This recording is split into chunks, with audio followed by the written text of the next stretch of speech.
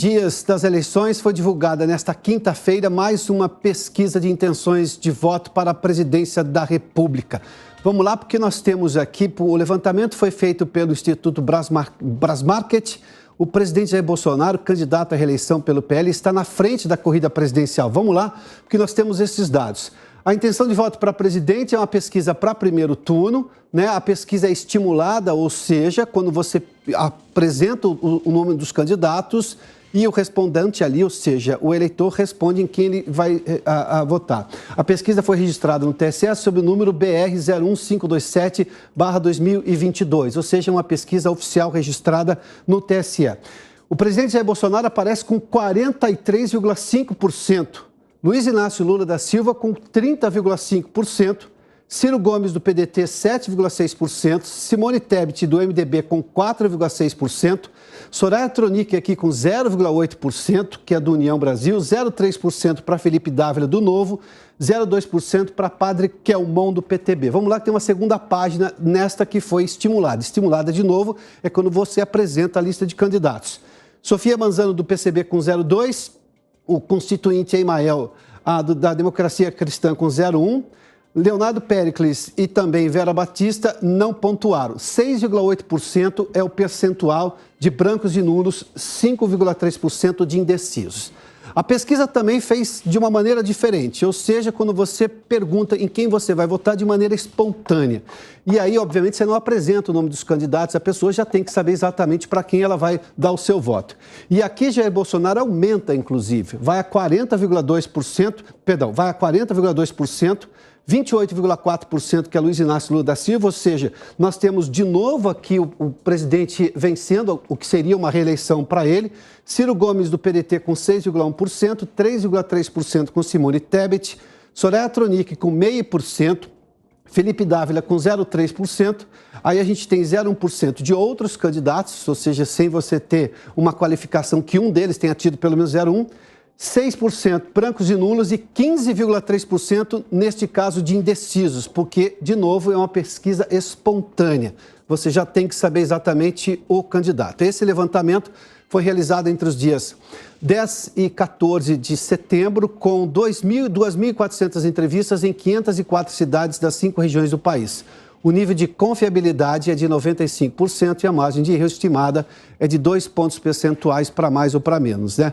Está registrada de novo, o número da pesquisa no TSE é BR 01527/2022. Vamos conversar com Zé Maria Trindade, nosso comentarista de política. Zé, seja bem-vindo, boa tarde a você. A gente tem uma pesquisa agora que mostra não só o presidente Jair Bolsonaro na frente e com a possibilidade, isso é a grande novidade, de vencer até no primeiro turno. Zé, essa é a primeira pesquisa que sai com esse dado. A gente viu que nas outras pesquisas há um encurtamento na distância na liderança de Lula. Lá, Lula lidera, Jair Bolsonaro é o segundo colocado. Essa pesquisa coloca mais emoção nesse, o que podemos chamar da reta final do primeiro turno?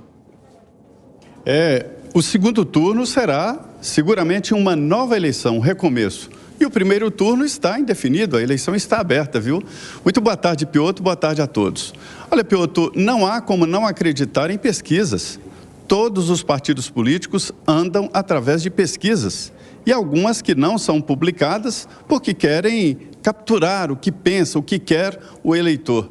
E ainda as qualitativas, que indicam ali a tendência de voto de cada um e de cada segmento, né? Então, as pesquisas são reais, elas existem, mas são retratos. E este é um retrato claro do atual momento político.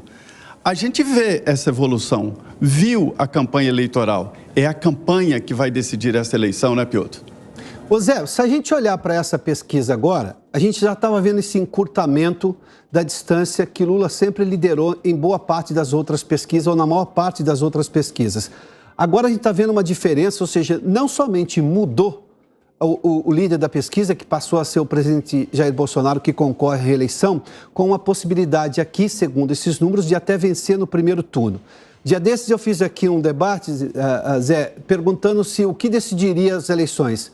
A maioria, digamos, silenciosa das pesquisas que apontava a liderança de Lula, ou a maioria que foi às ruas dizer o que queria no 7 de setembro, muito favoravelmente ao presidente Jair Bolsonaro. Essa pesquisa já estaria captando o que foi o 7 de setembro, Zé?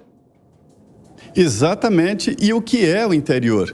Eu vi ali na prática, esse registro nos coloca diante da possibilidade de auditar a pesquisa, de ver como ela é feita.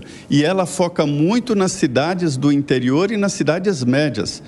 Olha, Piotr, é muito complicado fazer neste momento uma pesquisa eleitoral.